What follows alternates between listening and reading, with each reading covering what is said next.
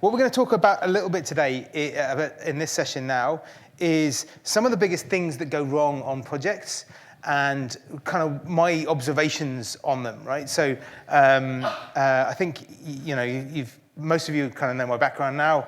So I was the head of project management competency at Bank of Ireland. Then I was chief information officer at CPL. And now I work with lots and lots of different companies of all different sizes, but mostly big companies in Ireland, talking about actually impactful project delivery and helping us to be better with our teams at delivering our projects.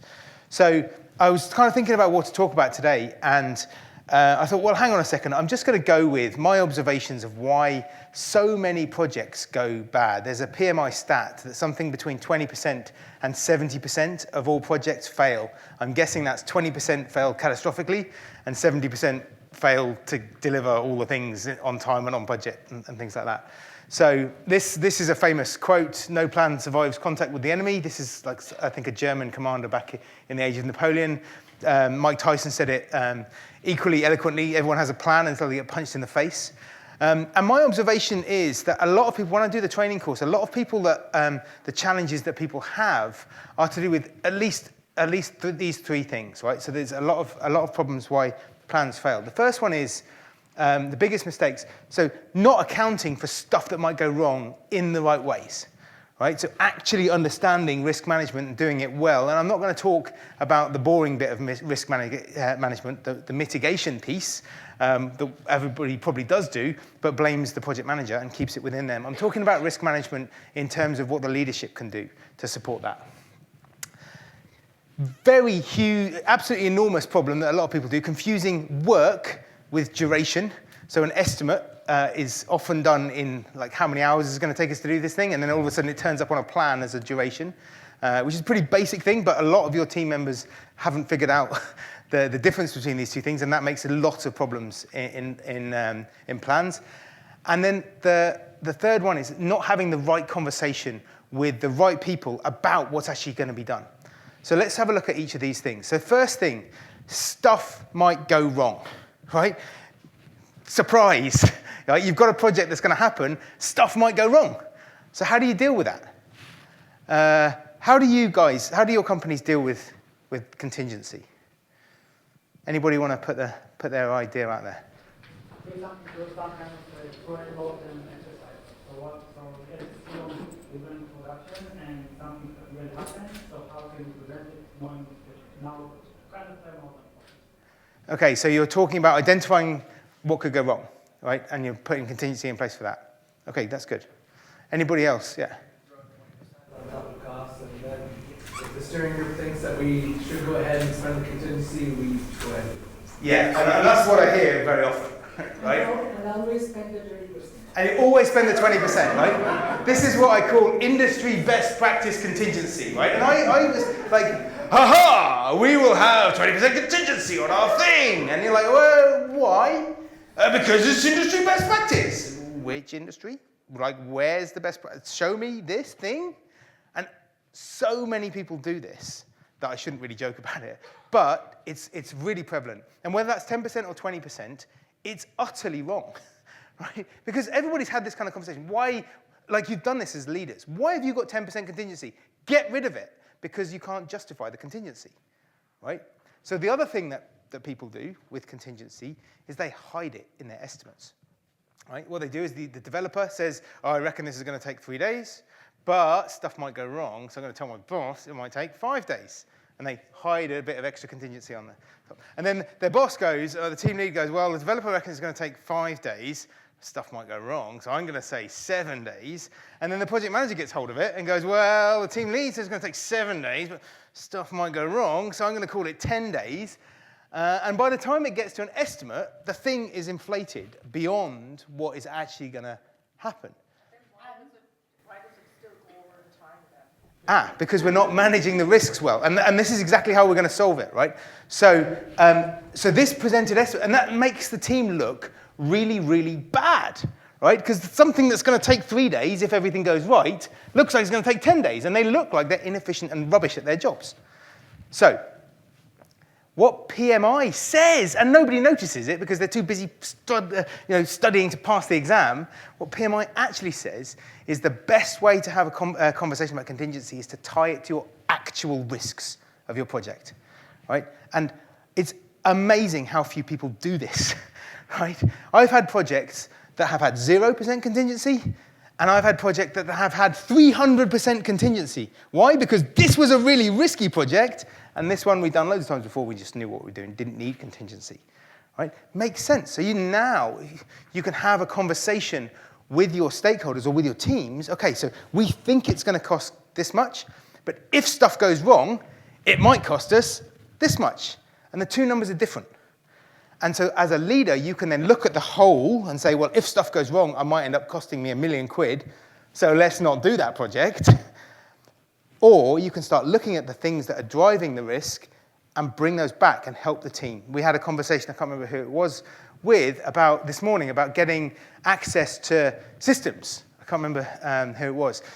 So we were saying, right, okay, but it's going to take me 3 days to set up the environment, but if I haven't got access to the system, it's going to take me 3 days plus however long it takes to get access to the environment. Well, getting access to the environment might need contingency. So now you can have a conversation. So what I would recommend you do, and I do this on the training course, is you identify your risks. So I talk about the SAVE technique and using AI and things like that to identify risks. But once you have your risk identified, yes, there's some stuff you're going to do inside your scope to mitigate the risk. Right? That's just doing work, right? That's just project management, normal project management 101, everyone's doing that. But if stuff still goes wrong, you can now tell your boss, if it goes wrong, it might cost us 20 grand. Or if this thing goes wrong, it might cost us 95 grand. So this is a good example, right? If we do not get sign off for the design by the 5th of October, then we will have to replan the project from the Christmas outage period to the Easter outage period, because we can only go live in an outage.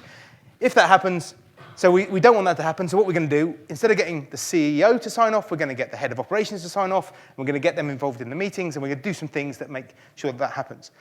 If they ignore us and don't sign off on it by the 5th of October, then we're going to move this, and it's 95 grand.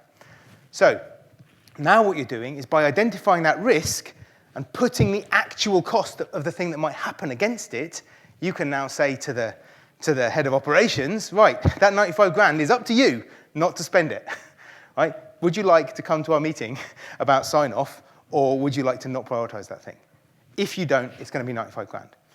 And all of a sudden, the guy turns up to the meeting, the sign-off happens, and you didn't have the problem, and you managed to hit your go-live date of Christmas window.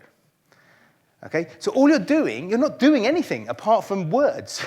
Right? You're just identifying risks and telling people what the impact is if things could go wrong. And you do that using contingency. Simple, but it's not happening in most organizations. So interesting. Another tip. Work is not the same as duration. Right? The effort, is anyone doing like Microsoft project plans? Anyone see a lot of project plans in their organization, MPP or project.com or anything like that, right? And they're almost always just in duration, right? They're just a list of all the things that are going to happen over time. And very rarely do you do resource leveling and understand that actually if you put 2 people on that task, it might take less time, right? This thing is not understood by your teams. Right? It might be understood by you guys because you've been around, but it's not understood by your teams. So so if you go and ask your development team, how many hours work is this going to take? And they say 10 hours work. And you go, great, that's a day and a bit. So you put a day and a bit on the plan. And it turns out that person's going on holiday, and actually it's not a day and a bit because they've got to do that, and they've got to wait for someone to apply to an email and do sign-off and things like that, right? So you're asking for estimates in work, and then you're putting them on the plan in duration. And this is why projects fail, because they're not the same thing, right? The thing needs planning out. It needs thinking about. So work is the actual amount of effort that a task will take, and duration is the overall time frame from the start of the task to the end of the task. They're just different things.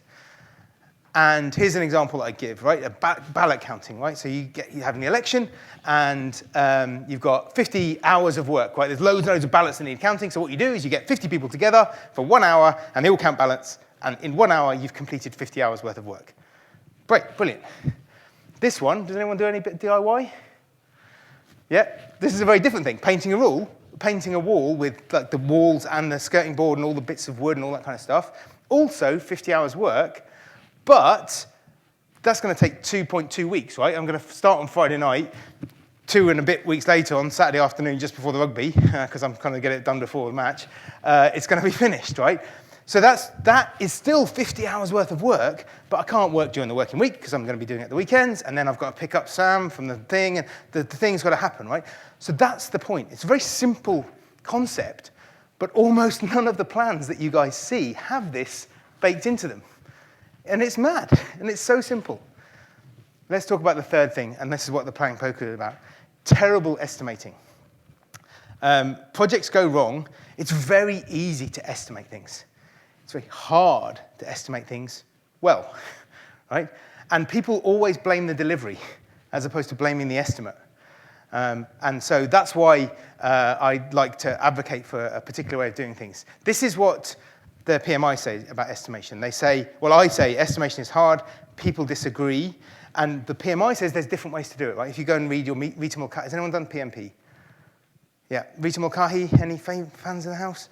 Like the PMBOK, right? This is the way that PMI says you do it. So you do top-down estimating. So this is all the things we're going to do. Like we're just going to guess at the top level. Bottom up, so you break everything down and estimate and add them all up. Or you do analogous estimating. So you're going to estimate. You're going to look at something that was a bit similar and say how long that took, and you're going to estimate that thing. Or you're going to do parametric estimating. So you're going to break it down into things that are basically the same, and you're going to multiply it by the number of those things.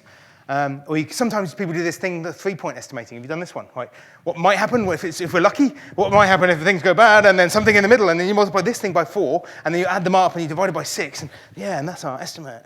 Like, what? None of these things tell us how to estimate something, right? And fundamentally what they do is say, ask an expert. That's basically what we all do when we estimate things. We ask the person who is most expert in the thing, and we tell them to tell us how long it's going to take. We ask them in work, and then we plan it in duration, but we're asking an expert. And guess what? That expert is very rarely the person who does the work. So you've got a problem now, because the expert looks at this thing and thinks, well, if I did it, it would take me 4 hours, but the person who's doing it isn't that person. So how are they going to know how to do it in that 4-hour time? So what I recommend is planning poker, which is why you've got the cards. So we'll have a bit of fun with this now. We're going to estimate a task. Do people know what planning poker is? Some people. Yeah, about maybe half people. Okay, so planning poker is a tool from Scrum, or from Agile. And what you do is you've got this, the Fibonacci series of numbers. In the book, I actually called it the Avogadro series, which is wrong. It's not. That's a number. It's something to do with chemistry. It's the Fibonacci series of numbers.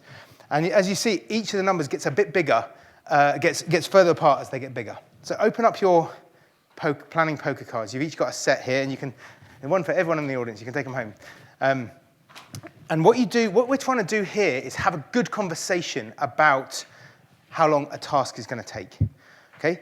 So what you do is, we're going to do this in a minute. What you're going to do is describe the task, and then you're going to have a conversation about that task.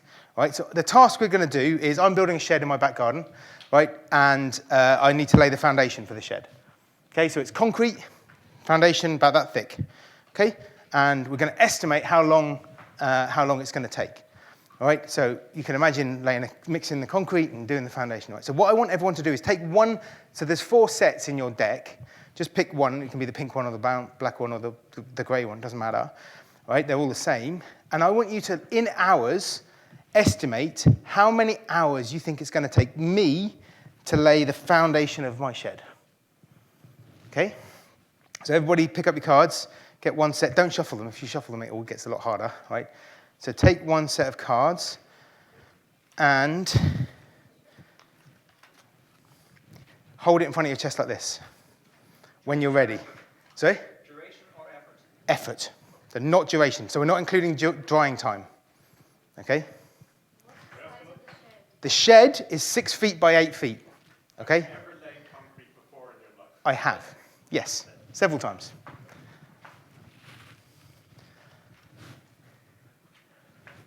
So we're going to focus on effort now. We'll worry about duration when we actually do the planning later on. At the moment, I'm just understanding the size of the task. So everybody pick a card. Hold it in front of your chest like this so I can see that you're ready to vote. the number of hours you think it's going to take me to lay the foundation of the shed. We'll come to that in a minute. So I just want to get your first. So we do have getting the materials isn't part of this task. We already have the materials have already been ordered. Okay. Everybody ready? Show me that you're ready to go. Okay. And then so hold it face towards you because we don't want to influence each other. Okay. And then 1, 2, 3, go. And everybody show their cards. Okay. So we've got 50, 2, 13, 5, 13, 25. What have we got? Some 2s and 3s. Infinite. So, okay. Infinite is what you show if you think it's not possible. Okay, 13. Right. So there's lots of different views about this task. Right. So estimating is hard, particularly if you don't know that much about the task. So let's talk about it a minute. Keep your hard cards held up. Okay. So who said 2 hours? Okay. So why do you think it's going to take 2 hours? Yeah, so the frame has been laid, but the concrete still needs to be mixed, and the sand has been delivered to the front garden, and actually the shed's being delivered in the back garden. Okay, so we've got the sand and the thing in the wrong place. Okay. You had one of those things. Yeah, we're not allowed to do that. We haven't got budget for that. Okay, who else? Show me your cards. What else have we got? So who said 50 hours? We had a 50 somewhere. You had a 50. Why do you think it's going to be 50 hours? Yeah? It is hard work, yeah. But I do have a cement mixer. No, I don't have a delivery cylinder. I've just got one of those round ones that you just chuck it. So I've got to spoon the sand in like that and then do the thing. Okay, let's talk a bit more. Anybody got any questions about the task? Yeah? Because you're doing all this mission creep right now, and I have no idea when we're going to actually lay this on that. So the thing is happening next week, right? I've planned my week around it. It's going to happen next week. Okay? Yeah. This exhibition would have been better if you provided it first. Yeah, that's okay because we've just done the first vote. We're going to vote again. So poor planning on your side. Good example of planning poker, I think, is what we're trying to do here. But this is the point, right? What we're trying to do is have a good conversation because most tasks don't have this level of detail when it comes to a conversation. Okay, so let me tell you a bit more about the thing, right? So the sand is in the front house. The house, I haven't got a side access. I've got to take the wheelbarrow. We have got a wheelbarrow through the house, right, with loads of sand, and then I'm going to put it in a pile in the back garden, and then I'm going to scooch it into the thing, and then I'm going to pour it into the thing. Okay, any other questions? Yes? Have you rented the cement mixer? I have rented the cement mixer. So you won't have it for a day or? Yes, I've got it for the whole week. Do you have a helper or is just yourself? Just me. Whatever then. I have done this before. And do you have a leveling device? Yeah, so we've done. So the frame is already laid, right? So there's like a wooden frame that we've already laid, and I'm going to get one of those bits of wood, and I'm going to do that. That's my way of leveling it. Yeah. Yeah. Have you done this in the past? Yes. It's not my first time. Not my first rodeo. I have done this in the past. How long did it take last time? That's a great question. Last time, it took 8 hours. But that was in a different house, right? That was in a different house, and the sand was next to the thing last time. I do have more experience now. I'm not sure how relevant that is, but...